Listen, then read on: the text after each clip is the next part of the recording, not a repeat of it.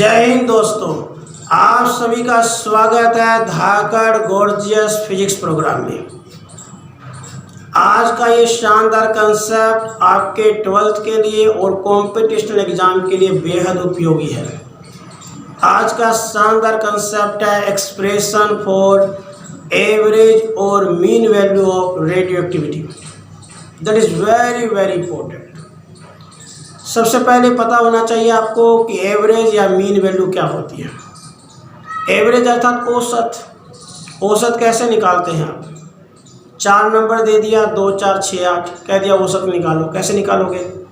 चारों का जोड़ बटा में 4। वैसे ही एवरेज टाइम निकालना हो तो कैसे निकालेंगे? टोटल कितना टाइम लगा बटा में टोटल कितने एटम मौजूद थे। Total time of the radioactivity divide में total number of atom present.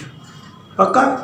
अगर हमें कोई भी रेडियो एक्टिव सब्सटेंस दे दिया, जैसे यूरेनियम 235 दे दिया, प्लूटोनियम दे दिया, कह दिया भाई एवरेज वैल्यू निकालो, तो कैसे निकालोगे? एवरेज वैल्यू निकालने का सिंपल सा तकनीक है क्या कि जो टोटल टाइम लगा डिसइंटीग्रेशन में उसको डिवाइड कर दीजिए किससे? आखिर उस समय कितने एटम मौजूद हैं। Okay, total time of radio activity को हम टोटल नंबर ऑफ एटम से डिवाइड कर देंगे तो आ जाएगा हमारा धाकड़ एवरेज और mean value of radio activity. अब इसकी शानदार एक्सप्रेशन कैसे निकालें? बहुत ही आसान है दोस्तों, ध्यान से देखिए। अगर हमें निकालना है एवरेज या mean value of radioactivity, तो एवरेज या mean value of radioactivity बराबर होगा टोटल टाइम कितना लगा, total time of radioactive disintegration.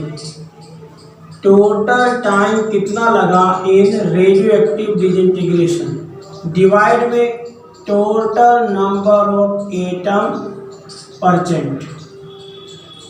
पक्का ना दोस्तों? अगर आपको एवरेज या मीन वैल्यू निकालना है तो वो होगा टोटल कितना समय लगा बटा में टोटल कितने एटम मौजूद हैं। एवरेज वैल्यू को कई साइंटिस्ट टी बार से लिखते हैं और कई साइंटिस्ट टाउ से भी लिखकर रिप्रेजेंट करते हैं। ये रिप्रेजेंटेशन है, आप किसी से भी रिप्रेजेंट कर सकते हैं। तो साथियों, एवरेज या मीन वैल्यू निकालने का आपने देखा कि फार्मूला है टोटल कितना समय लगा बटा में टोटल कितने एटम मौजूद हैं। टोटल समय कैसे निकालते हैं? तो इंटीग्रेशन के फॉर्म में निकालने का तरीका है integration of N D T.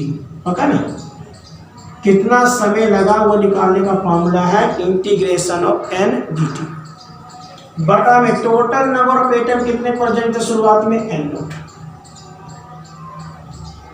आप यहाँ पे टोटल टाइम निकालना चाहते हैं तो देखिए थोड़ा सा टाइम क्या होता है, डी टी। टोटल निकालना तो क्या करेंगे, इंटीग्रेशन। और किसका टोटल टाइम निकालना है, डिसइंटीग्रेशन का। तो डिसइंटीग्रेशन में एटम कितने टूटे, N.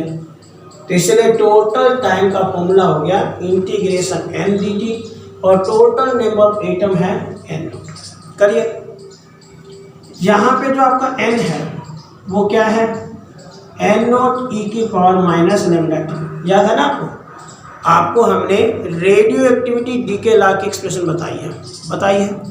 Radio activity DK law के अनुसार एन इक्वल होता है किसके, एन नोट ई की माइनस लैम्डा टी के। इस वैल्यू को आप यहाँ रख दीजिए तो मीन टाइम क्या हो जाएगा, एन नोट ई की power minus lambda T D T by में एन नोट। है ना आसान? अब तो ये बहुत ही सिंपल सा एक्सप्रेशन बन गया दोस्तों, बहुत ही सिंपल सा। आपको इंटीग्रेशन सोल्व करना आता ही है। डी के साथ जो हो वो वेरिएबल होता है, बाकी चीजें क्या होती है, कांस्टेंट होती है। तो डी के साथ क्या है, टी। तो टी वेरिएबल, बाकी कांस्टेंट है। तो यहाँ पर हम एन नोट को बाहर निकाल देंगे तो क्या रह गया, ई की minus lambda T D T by में एन नोट। एन नोट से एन नोट खल्लास, क्या रह गया, ई की minus lambda T D T. है ना? बिल्कुल आसान है। अगर हमें मीन टाइम निकालना है, टोटल टाइम को हमने टोटल नंबर ऑफ एटम से डिवाइड कर दिया टोटल टाइम हो गया N note e minus lambda T D t, total number है एन नोट। हमने सोल्व कर लिया इंटीग्रेशन को, डी टी अंदर बाकी बाहर, न टी वाले टर्म अंदर बाकी बाहर, तो e minus lambda T D t अंदर बाकी एन नोट बाहर, एन नोट से नोट कर गया, क्या आ गया ई की minus lambda T D t. चलिए अब इसकी लिमिट देखिए आप, अगर एटम शुरुआत में मौजूद थे एन नोट तो उस समय टाइम कितना था 0, माने टाइम 0 था कब, जब टोटल नंबर एन नोट थे। अगर टोटल नंबर आपका यहाँ एन 0 हो गया तो आपको मैंने बताया था radio activity is spontaneous process, यह लगातार चलने वाली प्रक्रिया है, कभी नहीं रुकती। रेडियो एक्टिविटी एक स्पॉन्टेनियस प्रोसेस जो लगातार चलती रहती है, लगातार चलती रहती है। तो जब तक इसके अंदर एटम होंगे तब तक तो ये टूटेगा ही टूटेगा। तो 0 एटम होने में बहुत समय लग जाता है, इतना कि आप उसे मेजरमेंट कर ही नहीं सकते। तो यहाँ पर उस टाइम को हम इनफाइनाइट मान लेते हैं, ठीक है ना, जो डिफाइन नहीं होती उसको इनफाइनाइट माना जाता है। तो जब एटम 0 होगा तो उस समय का टाइम हम क्या लेकर चलेंगे, इन्फिनिटी रख दीजिए। तो एवरेज टाइम आ गया आपका 0 से इन्फिनिटी ई की minus lambda T D T, so simple. अब आपको याद है ना ई की पावर ए एक्स का इंटीग्रेशन मैथमेटिक्स में पढ़ा है आपने, क्या होता है ई की पावर ए एक्स बाय में ए, ई की पावर ए एक्स का इंटीग्रेशन होता है ई की पावर ए एक्स बाय में ए, यही पावर लगा दीजिए क्या जगह ई की माइनस लैम्डा टी बाय में माइनस लैम्डा, और यहाँ पे लिमिट हो गया 0 से इन्फिनिटी। पक्का क्लियर, ई की माइनस लैम्डा टी का इंटीग्रेशन हो गया ई की माइनस लैम्डा टी बाय में माइनस लैम्डा, -1 बाय लैम्डा बाहर निकल गया, क्या रह गया अपर लिमिट माइनस में लोअर लिमिट, है ना, सिंपल। -1 बाय लैम्डा बाहर, upper limit minus lower limit, upper limit मतलब टी की वैल्यू इन्फिनिटी आ जाएगी, लोअर लिमिट मतलब 0 आ जाएगा। पक्का, तो क्या बन गया -1 बाय लैम्डा, इन्फिनिटी से किसी गुना कर दो इन्फिनिटी होता है, 0 किसी से गुना कर दो 0 होता है। अब रही बात इन दोनों की वैल्यू कैसे निकालें, तो बहुत आसान से निकाल सकते हैं। जैसे ई की माइनस इन्फिनिटी की वैल्यू निकालनी है, कैसे निकलेगा 1 बाई की इन्फिनिटी, किसी भी संख्या की पावर यदि इन्फिनिटी हो तो उसकी वैल्यू इन्फिनिटी माना जाता है, ये हो गया इन्फिनिटी। इन्फिनिटी क्या होता है समथिंग बाय में 0, 2/0, 4/0, 10/0, 1000/0, लाख/0, है ना, किसी भी संख्या को 0 से डिवाइड करने पर इन्फिनिटी आती है। तो इसका उल्टा क्या हो जाएगा 0 बटा समथिंग, और 0 किसी से डिवाइड कर लीजिए क्या आएगा 0, इसका मतलब 1 बाई इन्फिनिटी की वैल्यू क्या हो गई 0, और ई की माइनस 0 1 बाई की पावर 0, किसी भी संख्या की पावर अगर 0 हो तो उसकी वैल्यू क्या होती है 1, और 1 बाई 1 क्या आ गया 1। तो साथियों अब बड़े आसानी से आपका मीन टाइम आ गया, मीन टाइम क्या आ जाएगा -1 बाई लैम्डा, ये आ गया आपका 0 और ये आ गया 1, तो -1 by lambda into -1 that is +1 by lambda. और यहाँ लैम्डा क्या है radio activity decay constant, radio activity decay constant को आप रेडियो एक्टिविटी डिसइंटीग्रेशन कांस्टेंट भी कह सकते हो। कई साइंटिस्ट तो डीके कांस्टेंट कह देते हैं, कई साइंटिस्ट डिसइंटीग्रेशन कांस्टेंट काम चला लेते हैं, कई इसको रेट कांस्टेंट कहते हैं, कई इसको स्पेसिफिक रिएक्शन रेट कहते हैं। 10 बात आप कोई भी नाम रख सकते हैं, आप इसका नाम radio activity decay constant, radio activity disintegration constant, केवल प्यार से decay constant, disintegration constant, rate constant, specific reaction rate, कुछ भी पुकार सकते हैं। तो साथियों आपके स्क्रीन पर मीन टाइम की वैल्यू आ गई, मीन टाइम आ गया 1 बाय लैम्डा। क्लियर, हमने आपको हाफ लाइफ निकालना सिखाया था, क्या निकालना सिखाया था half life, T and 1/2 half, थोड़ा रिप्रेजेंटेशन कर देते हैं half life period. Half life period का एक्सप्रेशन याद है ना आपको, क्या आया था 0.693 बाय में टी। पक्का, आप चाहो तो इस वैल्यू को यहाँ रख दो, तो टी बार आ गया आपका 1/0.6 यहाँ से लेमडा 0.693 बाई लेमडा आया था।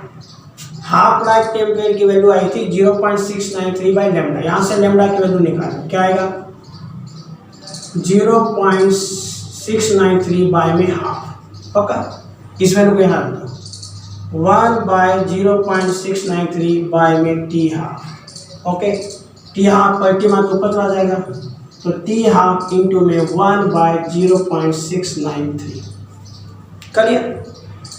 तो आप इस तरीके से बड़े गोर्जियस तरीके से आप मीन टाइम पीरियड की वैल्यू आसानी से निकाल सकते हैं। आपके सामने बड़ा ही इजी एंड शेड्यूल तरीका बताया गया। अगेन आई रिपीट साथियों, आपने मीन टाइम निकालना था। मीन टाइम निकालने के लिए हमने टोटल टाइम निकाला। टोटल टाइम आ गया आपका यहाँ पर NDT। ओके, और टोटल नंबर ऑफ एटम से डिवाइड कर दिया। n की वैल्यू है यहाँ पे n0 e minus lambda T dt by में n0 बाहर निकल गया, अंदर आ गया e की माइनस लेमडा टी dt और n0 से नोट कट गया। टाइम की लिमिट क्या होगी 0 से इन्फिनिटी e की माइनस लेमडा टी dt। पक्का, e की माइनस लेमडा टी का इंटीग्रेशन होगा e की माइनस लेमडा बाय में माइनस लेमडा। लिमिट हो गया 0 से इन्फिनिटी, -1 बाय लेमडा बाहर निकल गया, अपर लिमिट माइनस में लोअर लिमिट। इसको सोल्व किया तो 1 बाय लेमडा आ गया। पक्का, आपने पढ़ा है कि हाफ लाइफ पीरियड के अनुसार वैल्यू आती है 0.693 बाय में लेमडा, तो लेमडा की वैल्यू आ गई 0.693 बाय में टी हाफ। इस वैल्यू को हमने वहाँ पुट कर दिया, तो मीन टाइम आ गया आपका 1/0.693 बाय में टी हाफ ऊपर चला गया, यहाँ आ गया 1/0.693। तो ये हमारा शानदार फैंटास्टिक एक्सप्रेशन बन गया किसकी, mean time of radioactivity. तो मुझे विश्वास है दोस्तों कि आपको मीन टाइम निकालना बेहद आसानी से आ गया होगा, किसी तरह से कोई संशय आपको नहीं रहा होगा और बड़े आसानी से फेबुलस तरीके सोल्व कर पाए होंगे। हालांकि अलग अलग बुक्स में इसके एक्सप्रेशन काफ़ी कॉम्प्लेक्स है। आप अलग अलग किताब पढ़ते हैं तो उसमें आप इसकी बहुत ही कॉम्प्लेक्स एक्सप्रेशन देखेंगे, लेकिन मैंने आपके सामने जो एक्सप्रेशन रखी है बेहद इजी, बेहद आसान तरीके से रखी है, जिससे आपको ये एक्सप्रेशन आसानी समझ में आ गया होगा। अनुभव के साथ मैं आपके सामने एक्सप्रेशन पेश करता हूँ ताकि आप आसानी से हर कंसेप्ट को सीख सकें।